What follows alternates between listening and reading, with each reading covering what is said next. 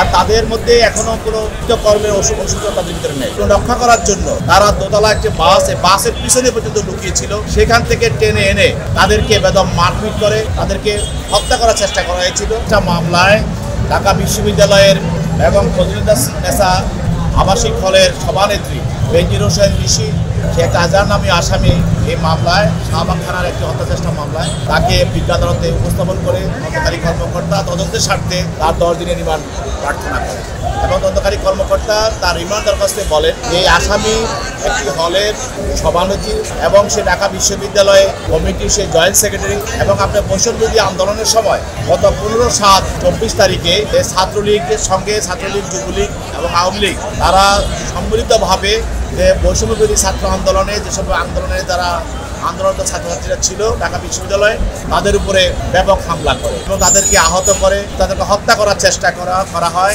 আপনারা দেখেছেন যে রোকেয়া হলের সামনে যে ছাত্রীরা রক্ষা করার জন্য তারা দোতলা একটি বাসের পিছনে পর্যন্ত লুকিয়েছিল, সেখান থেকে টেনে এনে তাদেরকে বেদম মারপিট করে এবং বেদম নির্যাতন করে, অমানবিকভাবে তাদেরকে প্রহার করে এবং তারা সবাই ঢাকা মেডিকেলে ভর্তি হয়, তাদেরকে হত্যা করার চেষ্টা করা হয়েছিল।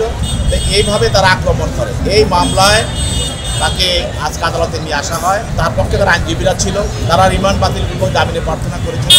কিন্তু আদালত উভয় পক্ষের বক্তব্য শোনার পর এই আসামির বিরুদ্ধে 2 দিনের রিমান্ড মঞ্জুর করেন এবং তাকে তদন্তকারী কর্মকর্তা হেফাজতে প্রদান করেন। উঠে ওঠার সময় তাদের দলীয় একটি স্লোগান তারা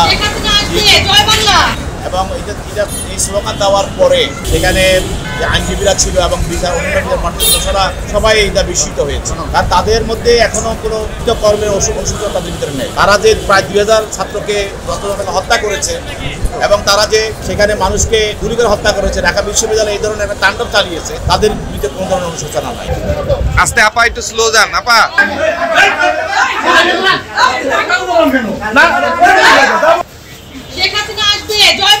মানুষের কাছে অনুশোচনা করে তাদের হত্যার জন্য তারা সেগুলি করছে না, বরং তারা এইভাবে তাদের শক্তি প্রদর্শন করতে চাচ্ছে, বিভিন্ন স্লোগান দিচ্ছে যে তারা আবার মনে হয় যে ক্ষমতা তারা চলে আসবে, এসে মানুষের প্রতিশোধ নিবে। এই ধরনের তার ভিতরে একটা মনোবৃত্তি কাজ করছে। এইটাই হলো তাদের এইসব কাজের বিষয়। এদের তাদের এই প্রসেসে তারা চালাচ্ছে। এরকম 2 রকম হতে পারে। একটা হলো যে মানুষকে বুঝাতে চাচ্ছে যে আমরা এখনো মরি নাই, বেঁচে আছি। আরেকটা হলো মানুষ তো মৃত্যুর আগে একটা বড় চিৎকার দেয়, সেটাও হতে পারে।